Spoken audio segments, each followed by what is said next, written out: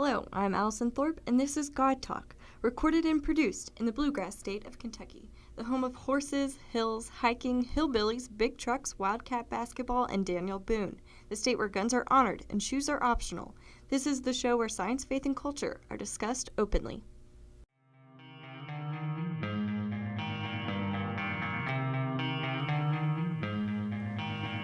Welcome to God Talk, a show where a rocket scientist and a medical doctor, who is also my pastor, talk about science and religion.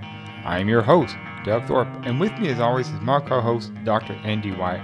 Today on God Talk, we're going to talk to Deborah Moffitt, who is the author of the book Unwelcomed, a case about a true life haunting. So, Dr. Andy, welcome to the show. Thanks, Doug. Deborah Moffitt has written a book, and it's been out about a year, called Unwelcomed. And this is a case that is supposedly, what she tells us, a true story of a haunting involving spirits and ghosts and all the things that are involved with that type of house possession, basically. So we're going to hear her story today and see how it unfolds and see how it helps us divide the line between science and faith. So, first of all, this is God Talk, where we rightly divide the line between science and faith. This is God Talk, where we faithfully examine science and reasonably examine faith. So let's get Deborah on the line. All right. Debbie, are you on the line? Yes, I am, and thank you for having me on. Oh, thank you for being here. Yeah, welcome, Debbie. We'd like you to tell us a little bit, just tell us about your book, where it's available, and then tell us how this story started to unfold. All right. The book title is Unwelcomed, The True Story of the Moffitt Family Haunting, and it's available right now on Amazon. Okay. All right. It started back, actually, in 1987 when I actually started experiencing these things. It had started before that, but I wasn't in California. It started back in 1984. The researchers who have come to the house and tried to find out why this happened think it happened back in 1984. My mother-in-law hired a housekeeper from Guatemala who was taking care of her invalid mother. And my mother-in-law's mother had a stroke, and she needed constant care. And she lived in the house right next door to my mother-in-law. Okay. This lady, I don't believe, from what I've been told, that she did this to release anything evil. She was trying to keep her job. She practiced some type of Santeria. Okay. And she was trying to keep my mother-in-law's mother alive so that she wouldn't lose her job. Okay, so she practiced some kind of witchcraft or some kind of spell or something of that nature. Right, and why they believe that is because when she left, when she moved, my mother-in-law went up to the house that her mother had owned and then lived in with Juanita. The lady's name was Juanita. And she found broken rosary beads, blood, candles, feathers, and different kinds of strange symbols all throughout the house. So from that information, the researchers believe that's what happened, and that she had released something into this dimension. Okay, all right. So then, how did you get involved with it, or when did you first become aware of it personally? Oh, my husband and I married in 1987. He had a bad heart, so his mother and I became very close. So we moved in. My husband and myself moved in with his mother and father. Okay. This was right next door to the house where the lady lived with the grandmother. On the other side, there was a house that my husband owned. He started renting that out. This is when the first paranormal events started to happen. We rented the house out with just renting out a room because my husband had a large sports collection that he kept down in a locked room down at the house. And this other gentleman that rented the house had free run of the house except for this one room that was kept locked. Okay. We would go down periodically to check on his sports memorabilia. We went down this one day. This was a locked door. We went in, and all his baseball bobbleheads had been taken off the wall and been put in the middle of the floor in the form of a triangle. Now, this was the very first thing that was abnormal. And even at the time, we didn't think it was anything paranormal. We thought that maybe the tenant had gotten into the room and was just, playing with the moving things around. We confronted him. He said no, the door was locked. He'd never been in there. And it was a locked door. It was a locked door. It was right? a locked door, Okay. yes. All right. Things progressed from there. One of the most amazing things that happened there, we started getting apports. Are you familiar with apports? Not really. I don't think so. Okay, an apport is something that moves without physically being moved. We were getting things from his room, his house, that the renter would be put up in our house without anybody bringing them there. Wow. And my mother-in-law, who was extremely religious, had next to her bed a chest, and she had all different kinds of statues that every night she would pray in before she went to bed. She woke up one morning and there was a pair of men's briefs on her statue of Jesus. Now, it's like first this happened, you automatically think, oh, okay, one of us is doing it in the house, Sure. or it's a joke or something. Because, the four of us had never experienced anything really paranormal Right. up until this started happening. So we couldn't think, oh, this is something strange. It was strange, but it wasn't. It was with us. It was still happening. People doing it, but there wasn't anyone doing it. It couldn't have been. Right, and you were looking for. In other words, you were skeptical of this being paranormal. You were saying there must be a physical explanation. Somebody's playing a joke. Yeah. Oh, that's yeah. Of course, because Yeah. that's where your mind goes. Sure. It tries to rationalize everything that happened. Right. Okay. We went down and, this was happening. The gentleman then decided he wanted to leave. And without any explanation, within 2 days, he left. He just was gone out of the house. Go figure. Yeah. I wonder why. And Yeah. he never complained to us if anything was happening, Okay. but we figured if this was happening to us, he was living there. Things had to be happening. Sure. Okay, within a week's time, we went down to the house to clean it, Okay. to get it ready for a new renter. When we came into the house, my husband went to his room to check on it, and I was looking around thinking what had to be cleaned. I looked up at the wall, and in the living room there was a shelf that ran the whole length of the living room, but it was near the ceiling, and you had to get on a ladder to dust it. And I was thinking, oh, this has to be dusted. And then I turned around, and then I just turned just for a second, turned back, and every single item that was on that shelf was turned backwards. Holy cow. Wow. Within the matter of seconds. Well, the second, and nobody's there anyway to do it, and they couldn't have done it that fast. Right. I remember my husband came back in, and I told him what happened. He said, you didn't see it right the first time. Don't be ridiculous. Sure. Probably they were all backwards when you first came here. The tenant was just playing games. So at first, he didn't believe, but I knew what I saw. So Right. At that point, I said, well, something is happening. Sure. My goodness. Okay, so then we came back because we made a list what we had to do. We came back the next day, and items from, I think it was a lamp from the bedroom, was sitting in the middle of the living room floor. My husband, of course, someone came into the house, moved the lamp, but I just knew something was going on. We went into the kitchen. We came back, and we were just in the kitchen 2-3 minutes. Furniture from one room was moved into the other room. Now, we never heard a sound. There was no sound at all. But furniture from the dining room was put into the living room. Wow. At that point, my husband started to really panic. He started to pay attention, huh? Yeah, he started to, he was a believer at that point. But, it wasn't hostile at first. Right. At first, it was almost like, look what I can do. It's like a trickster, right? Yeah. Right. It was like, watch me, what I can do. And it did, because I wasn't, like I said, anything paranormal. I didn't understand it. Right. So to me, it was amazing. I'm standing in one room, and I turn around, and furniture from another room was moved into that room without a sound. It was something amazing to me. Wow. So, then it got to the point you would say, well, if there's anyone here, move something. It never did anything in front of your eyes. You never watched it do anything.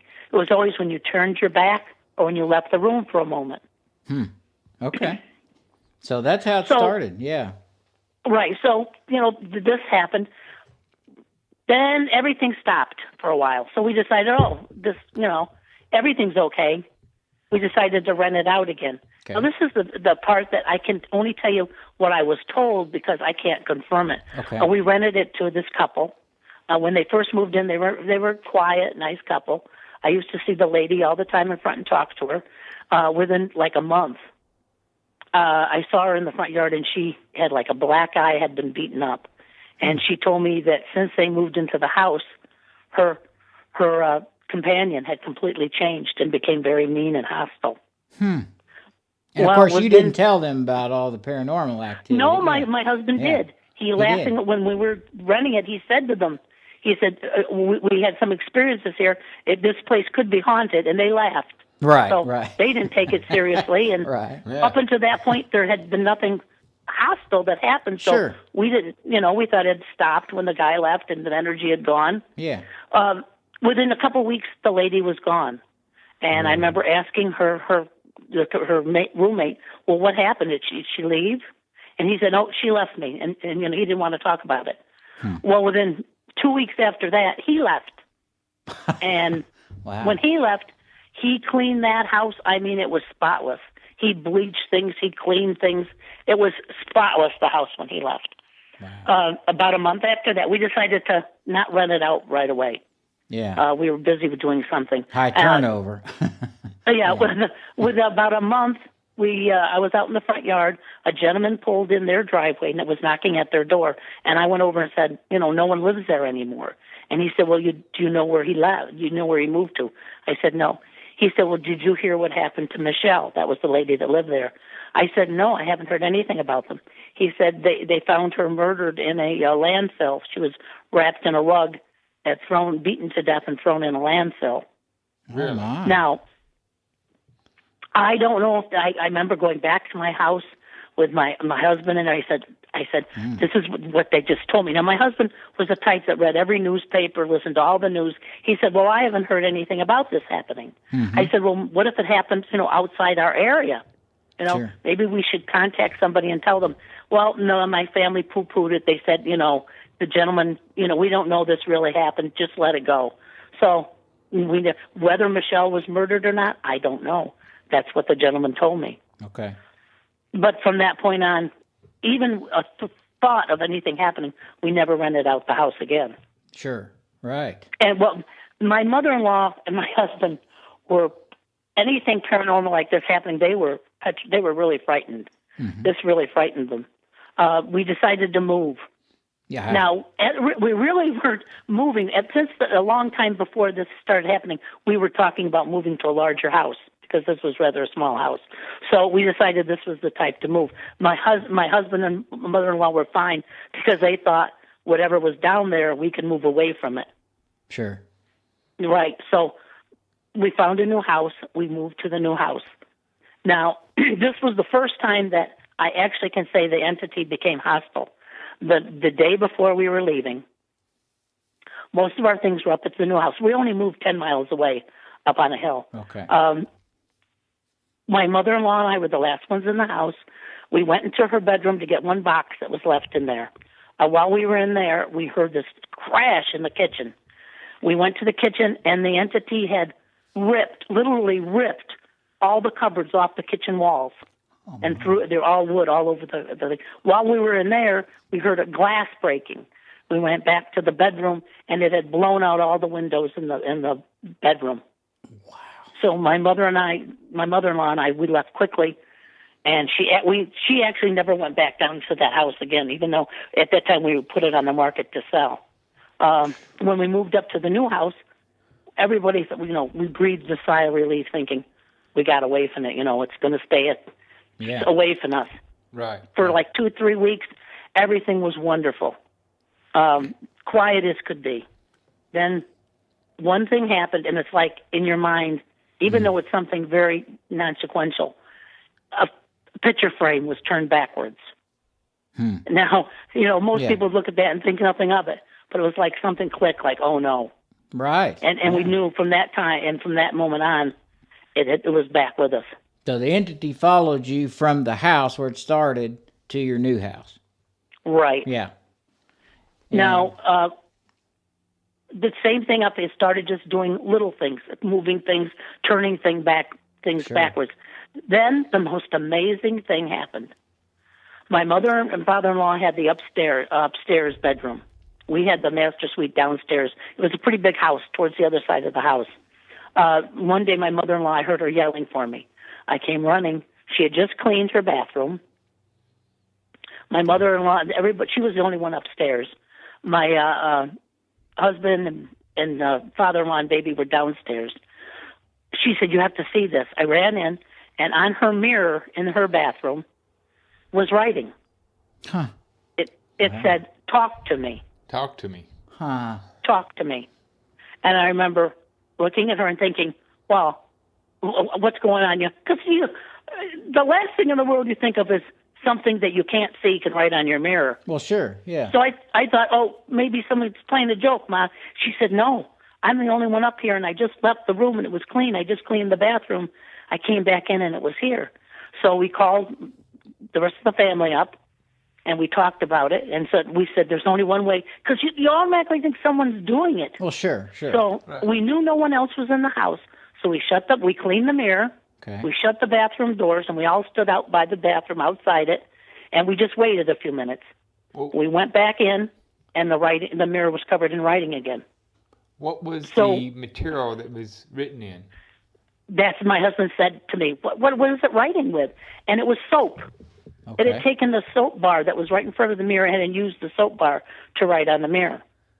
But obviously there's no person in there. I mean, you're all standing right, outside. You walk in. And we had stood right outside the door, so no one could get in, and we were all together looking at each other. Wow. So we knew there was something writing on the mirror. Oh my! Now, how did your husband respond to that? He's been more skeptical. I mean, you guys all haven't experienced this before, but how did he respond to that? He and my mother-in-law were almost in shock. I mean, my father-in-law was a very cold man, and he was like, it didn't matter to him. It was like, oh, just erase it, it'll go away, that type of person. Well, it wouldn't go away. It progressed. I remember my father-in-law, at first, it wanted to pretend that it was my mother-in-law's dead sister. Okay. It called her. It wrote on the mirror, and I'm saying it wrote right on the mirror that you could read it. It was like amazing. Yeah. At first, the writing was kind of hard to read, but then it like the more he wrote, the easier it became for him to write. He called my mother-in-law a nickname that only her sister used when she was a little bitty girl. Nobody else knew the name, and it was Nene. No kidding. And he referred to her as Nene, and he wanted us. As you came up the stairs to go up into the upstairs, on the right-hand side, there's a door that goes into the attic. And for some reason, he didn't want us to go into the attic. And he would warn my mother-in-law. He would write, "Don't go in the attic. There's danger there. There's a bad wire. Danger. Don't go in there." And then I tried to explain to my mother-in-law, if it was your sister trying to warn us, wouldn't she want us to go in there and have it fixed? Right. Not stay away from it. Yeah. It's like he didn't want us in the attic. Well, pretty soon we convinced my mother-in-law it wasn't her sister. And then the entity got kind of upset that we kind of found out it wasn't her sister. At that point, he started to focus all his negativity towards my mother-in-law. Okay. I remember my father-in-law wrote on the mirror, "What's your name?" thinking that maybe he would answer what his name was. And he said his name was Prince. So, but I wouldn't call him Prince because I wouldn't give him that satisfaction. Right. But that's what the entity called itself. Right, Okay. Prince. Okay. He called himself Prince. The writing was constant. I mean, it wasn't just like once a week, once a month. It was like every day he would write. Wow. And then he started becoming very hostile towards my mother-in-law. He made my poor mother-in-law's life a living hell. He destroyed her clothes. He would take each one of her shoes, so she'd have 3-4 pairs of shoes, but only one shoe in each pair. Oh, God. He would destroy her clothes, so she had nothing to wear. Wow. It got to the point she couldn't even have a wallet because it destroyed her. It cut up her license, her credit cards, the money. Wow. It just made it so so her life was terrible. And at this point, and my mother-in-law, she thought that she didn't want anybody to know what was going on because she was embarrassed. And she also thought if anybody knew what was going on, they'd think we were crazy. Because my husband and I wanted to get someone to try to help us to see what was going on. Yeah. And you have to remember, this was back in 1987. Right. Actually, when we moved to the new house, it was 1988. There wasn't these television programs or shows or people that were investigating these things, and people weren't as open-minded to things that are going on. Well, and you didn't even have the internet. You didn't even have the internet at that point, right? Right, so there was no place to look for help. Right. My mother-in-law was Catholic, though she didn't attend church. When her mother died, for some reason, she just stopped attending church because she used to go with her mother. So she just stopped going to church. Right. But she was still a very religious person. I think her belief in God is what helped her get through this sane. Sure. Without God, she wouldn't have done it. Yeah. She decided, okay, we'll go to a priest and we'll see if he'll come bless the house. And then when he comes, we'll explain to him what's going on. Sure. So she had a priest come, and the priest came. He was an older gentleman. He walked in the front door into the foyer, and he looked around, and he took out his holy water. He made the sign of the cross, and he said to my mother-in-law, because my mother-in-law and I were both standing there with him, he said, all right, your house is blessed. I have to go now. And she said, no, don't you have to go to every room and bless it? And he said, no, this is good enough. Huh. And then she tried to explain to him what was going on in the house. And he turned to me and said, women at this age go a little crazy. And he didn't believe it. He went out through the door and ran to his car, and we never heard a word from him since. You know, it was like, that was it. He was evidently very frightened. Yeah. So my mother-in-law was very upset because she thought the church would help her. Sure. And that would be her salvation. But he just ran away. We continued to look for help. And as we were continuing to look for help, the entity became more powerful, and it isolated us. That's the one thing it did. We couldn't talk to people about it because my mother-in-law didn't want anybody to know what was going on. So we couldn't talk to our friends, and it would go with us. If we went out to dinner, it would move things on the table. It would. One time, it took a bite of my mother-in-law's meatloaf. She looked down on her plate, and there was a big bite missing from her meatloaf. We would come home, and the waitress's name tags would be on our kitchen table when we got home from dinner. Wow. Or something from the restaurant would be put. He wanted us to know, no matter where we went, he was with us.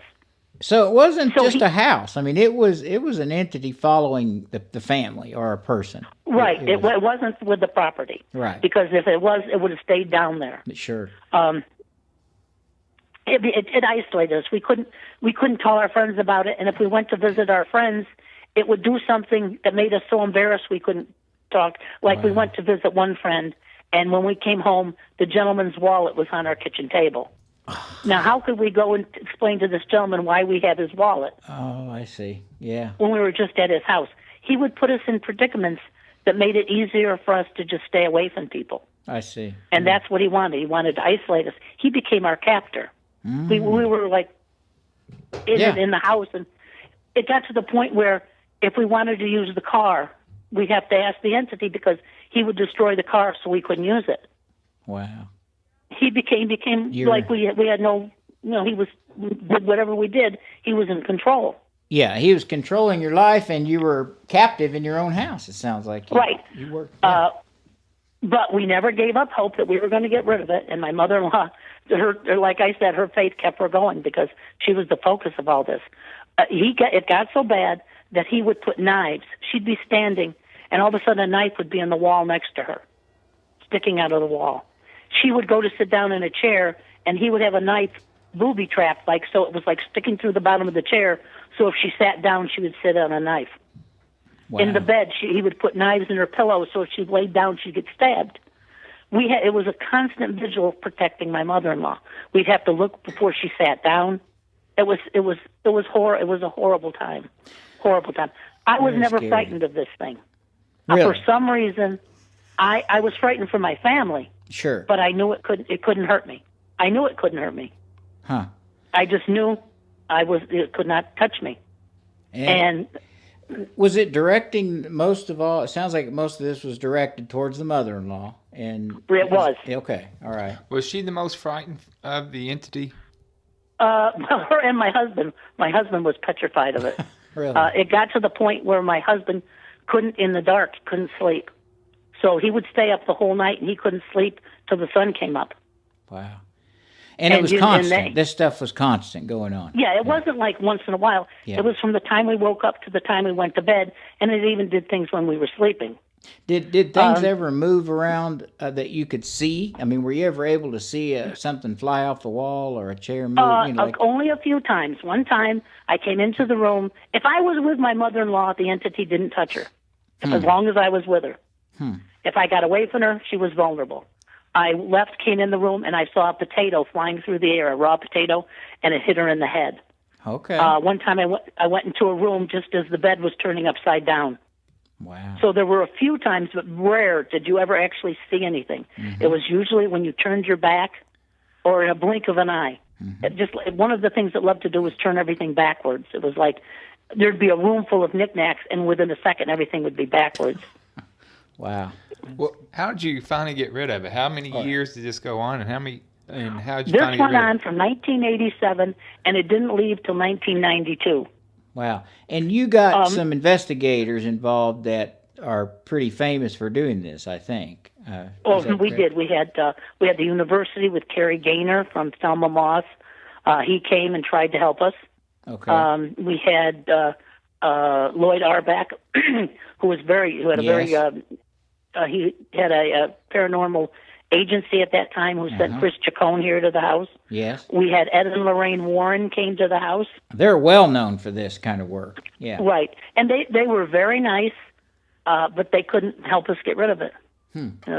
Everyone would come and say, oh, this is Lorraine said, this is a very ancient, very intelligent, very evil entity, a demon.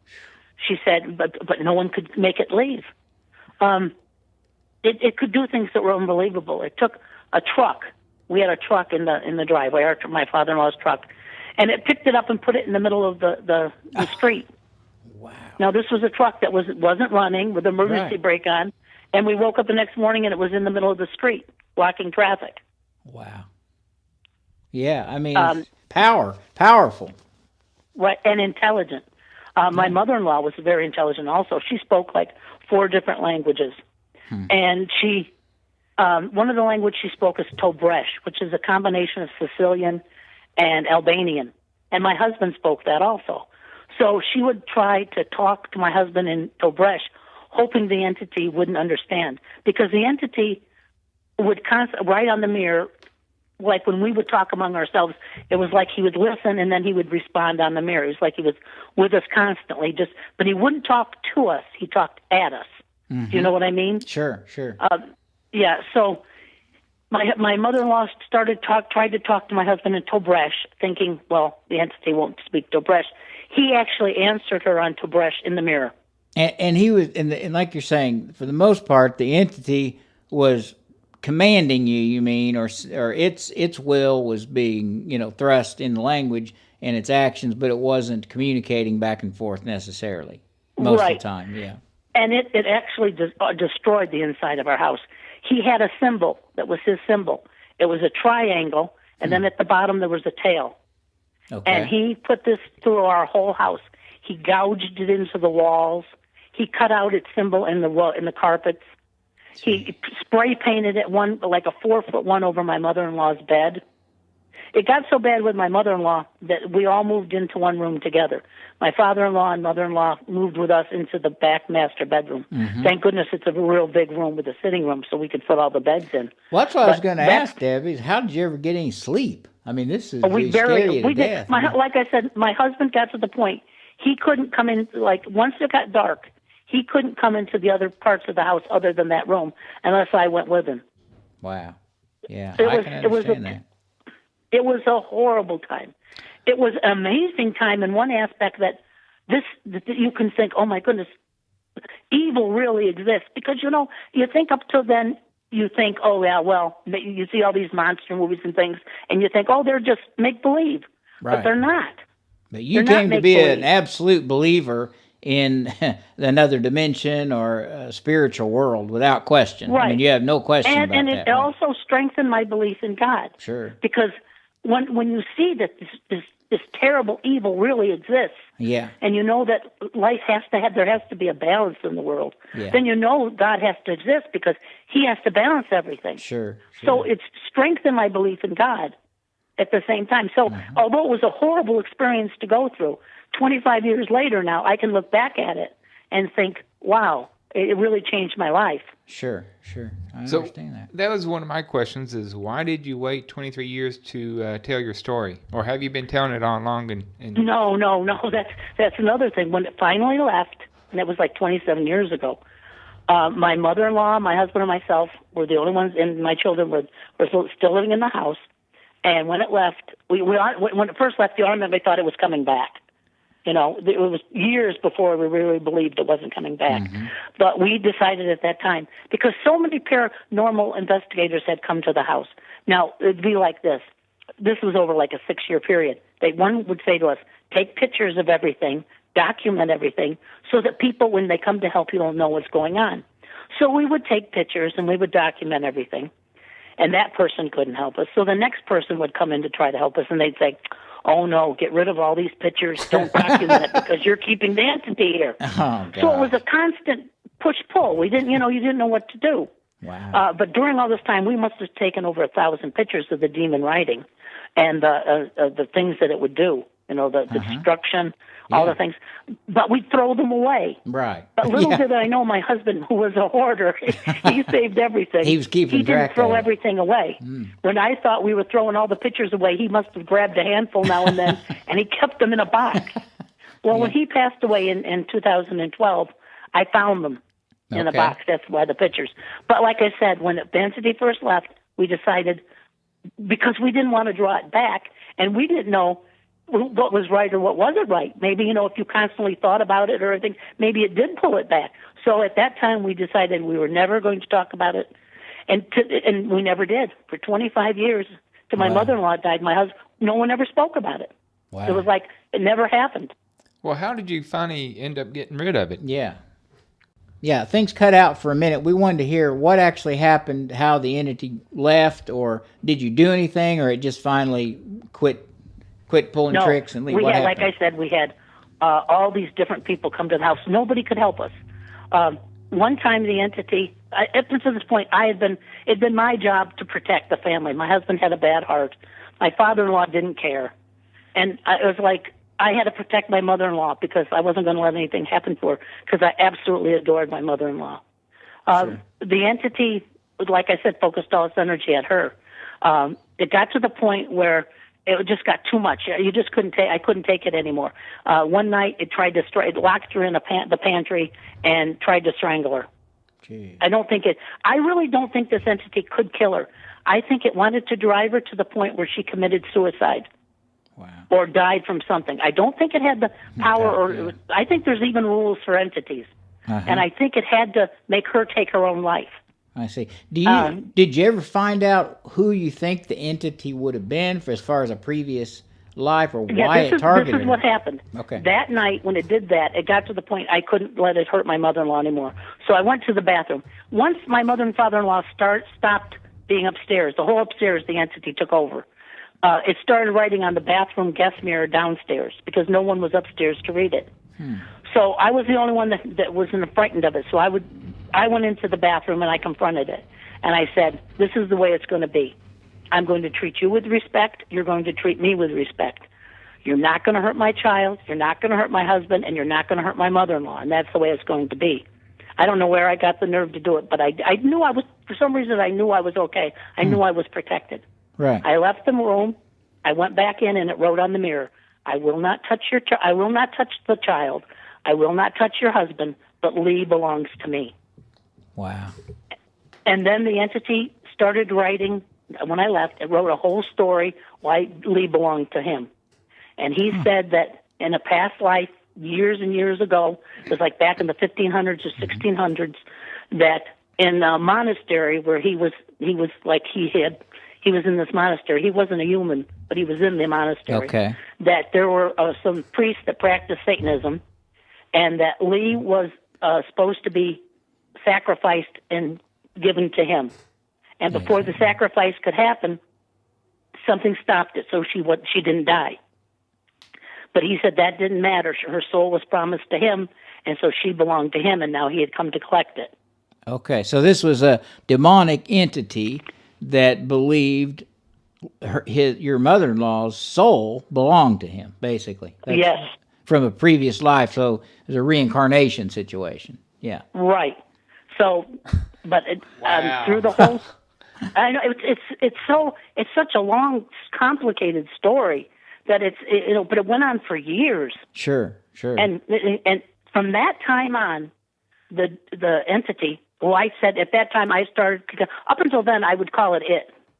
But since I said I will treat you with respect if you don't touch my family, I started calling it Mr. Entity. That's how it's got its name, Mr. Entity. Okay. So I would say, okay, Mr. Entity, don't do that, or Mr. And it started to respond to me. Like one time it had the stairs going downstairs from upstairs.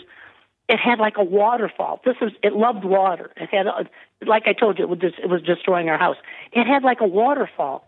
We were watching TV, and I thought I heard water. I walked into the kitchen, and there was water everywhere. And I very carefully walked, and I went to the steps, and there was a waterfall, gallons and gallons of water, like you see on the side of a rocks, coming into the house.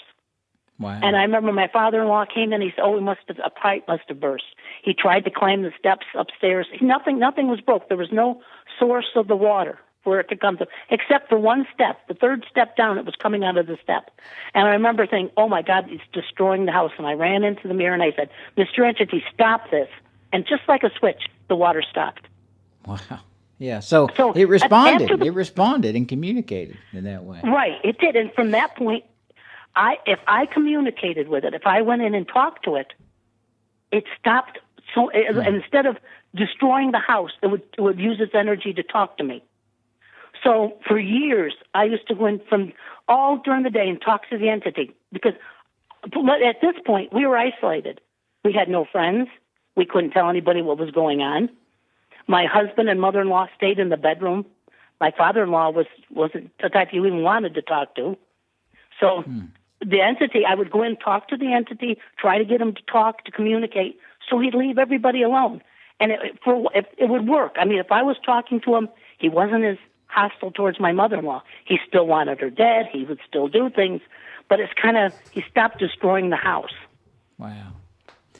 So essentially, you discovered that it was an entity, a demon. It was demonic, not a ghost like somebody who had lived in the house before or somebody related to you. It was nothing like that. It was a demonic entity. It was, not a human. Another thing it did, which was another amazing thing, like I told you about apports, it apported a spearhead. I still have this to this day because I protect it, because I don't want the entity to get it back and use it. It was a spearhead that it apported to my father-in-law. It wanted my father-in-law to use the spearhead it wanted a blood ritual performed. Oh, okay. Okay, it wanted a blood ritual, and it wanted my father-in-law to do it to my mother-in-law, but it had to use the spear because it was a special spear. I remember when we got the spear, I took it right away from my father-in-law. I said, "You're not having this." And I went into Mr. Entity, and on the mirror, he had written the instructions how he wanted the blood ritual performed. Exactly right. Yeah. Gee. And I said, I said, forget it. You're not having a blood. I don't know where I got the nerve or the courage to do these things, but it was like I had no choice. It was like someone had to protect the family. Sure. So I remember I went in and I said, "You're not having a blood ritual, and you're not touching Ma." And it got so mad, it blew out all the windows in the top floor of the house. Gee. Amazing. But this spearhead is amazing. It's hand forged. And we took it to the museum. I asked Mr. Entity before I left, "Where did you get this?" And he said, "I got it from the Congo." Huh. We went to the Natural History Museum, took it to see where it was. The gentleman there told us it was over 200 years old. It was from the Belgian Congo area. Okay. And he said by the way it was sharpened, he could tell. The sides weren't sharp, only the top was sharp. It wasn't used for hunting. He said it wasn't used for warfare. This was an implement that would be used by shamans to perform rituals. Okay. So that's where he got it, and he wanted that He blood wanted that ritual used. performed. Yeah. Yeah, and I still have that. I put it away because anything that was mine, the entity wouldn't touch. So I knew it wouldn't touch it. So I put it away, and I still have it to this day. Wow. Now, Debbie, after it left and the activity stopped, you didn't talk about it, and then you had no further interaction with anything like that after she died, I guess. Right. Everything, once Mr. Entity left, everything went back to normal. And it's 27 years now, and not a paranormal thing has happened. Okay. Do you have any doubt whatsoever that demons exist, that there are evil spirits, and there's some kind of afterlife? Oh, I know it. I know it. I had conversations with this demon, told me different things, so many different things. Like I said, it was a demon. I don't know if it told me the truth or not. Well, sure. But it would communicate with me. I remember one time, and it didn't, anything religious it would destroy. It pulled the heads off all my mother-in-law's statues, and it would always break off the left arm of every religious statue. And it would. One time, my mother-in-law was reading from the Bible, and he wrote on the mirror that the Bible was God's fairy tale. And he said, she said one time she got holy water, was putting holy water, and he said, holy water is God's. So it had no. It didn't like religion at all. Wow. Okay. Hey, we need to... Yeah, we're getting close to time to wrap it up. Yeah, we need to wrap this up. But one final odd question, and that is, what is your education or profession? I didn't hear you. What is your education or profession? We're just kind of wondering about your background before we finish. Oh, profession, a housewife. Okay. We were into real estate. We had some apartment houses. That's where we were. That's where income came from. So it was in real estate. Okay. And you still live in the same area where this happened, but not in the same house? Or? Yes. Okay. Yes. Still in But California. no, I wasn't going to let anything take our house. It was our house. Sure. Any thoughts of this becoming a movie or any talk about that, your book? Do you know what? I wanted the story to get out. I wanted people to know that evil exists.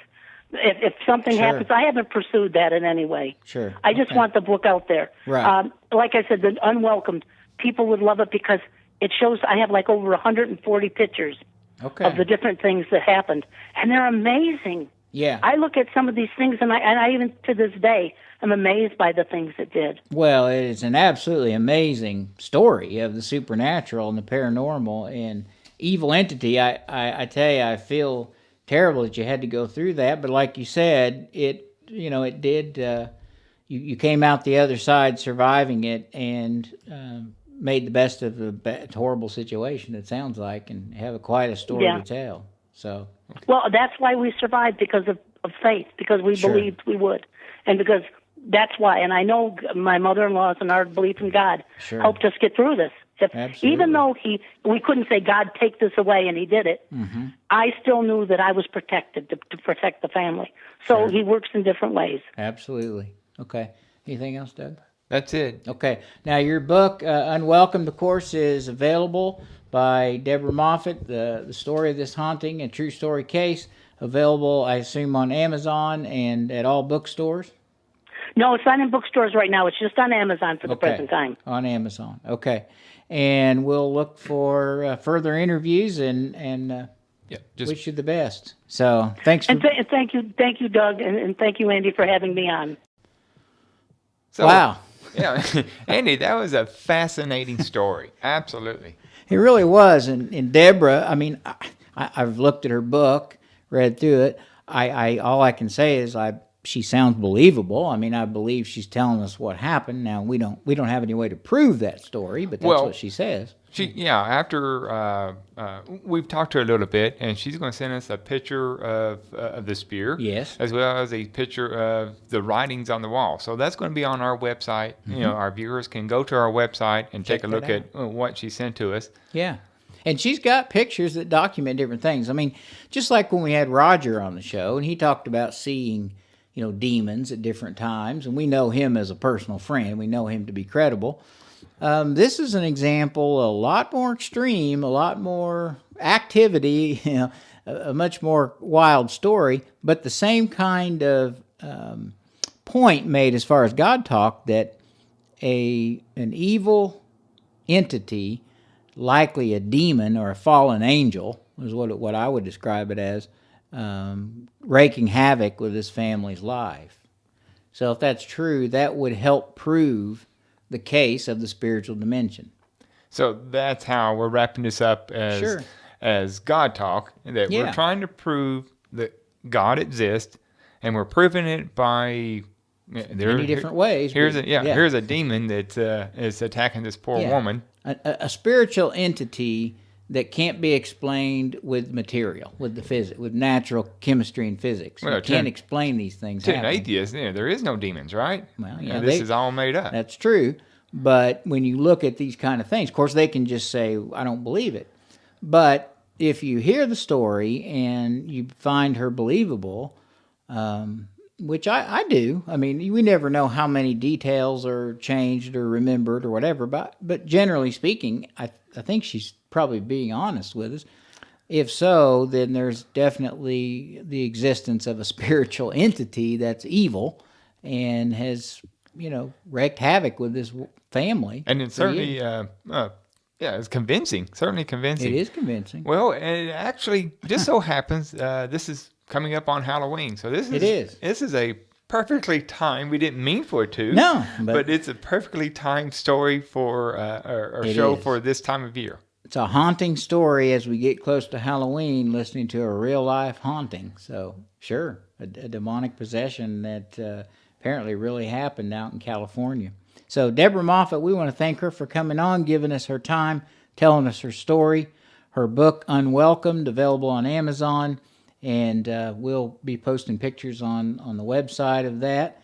And we'll continue working here to make the case for these spiritual entities that help us describe that there are other realms, there is a God, there ultimately is more beyond the material. So this is God Talk, where we faithfully examine science and we reasonably examine faith. And this is God Talk. Brain candy for the thinking Christian, a bad day for the atheist, and a provocative question for the seeker. You can find God Talk at god-talk.com. You can find our audio files on SoundCloud and iTunes, as well as our videos on YouTube. Please also visit us at our Facebook page. Thank you.